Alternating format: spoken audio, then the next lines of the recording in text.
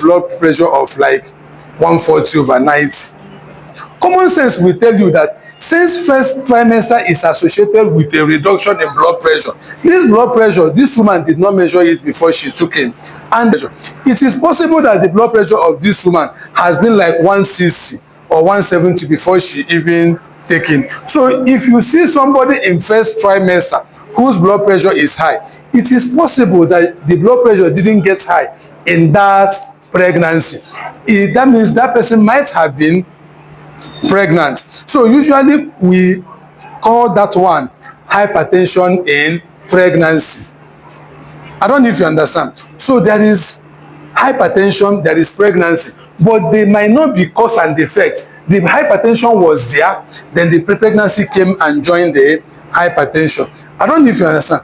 There is other people you will see, normally their blood pressure is 110, 120, following them up. Suddenly, the blood pressure at about 30 weeks, 32 weeks, 35 weeks starts increasing. Once the blood pressure starts increasing that time, we know that this blood pressure started increasing in pregnancy. So we can call that one pregnancy-induced hypertension. That means it is this pregnancy that caused the hypertension. But before you say that somebody has a pregnancy-induced hypertension, we must look at the urinalysis. Look at the urine. We look at the arterial wall thickness. Those things that will tell us. If we look at the urine and there is no protein in the urine, we just have hypertension. Fine. This one qualifies to be called what? Pregnancy-induced hypertension. But if we now have protein in the urine, especially 2 protein in the urine, and there is increase in blood pressure, at least 20 millimeter above what it used to be, that one qualifies to be called pre-eclampsia. So the difference between pre-eclampsia and pregnancy-induced hypertension is that in pregnancy-induced hypertension, there is no protein, but in pre-eclampsia, there is protein. Is it clear? Then after that, we now talk about eclampsia.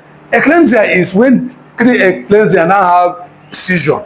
I don't know if you understand. That one is eclampsia. But let's not bother you with that.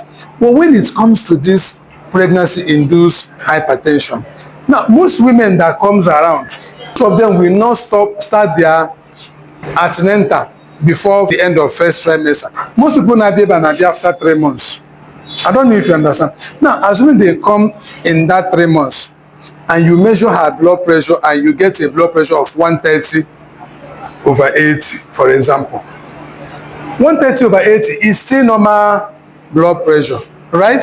Now, but we don't know what the blood pressure was before because it might be 150 over 80 or 150 over 90, and she now took in.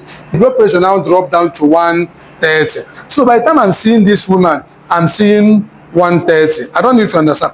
130 to the general population is a normal BP, but we don't know what it was before she took in.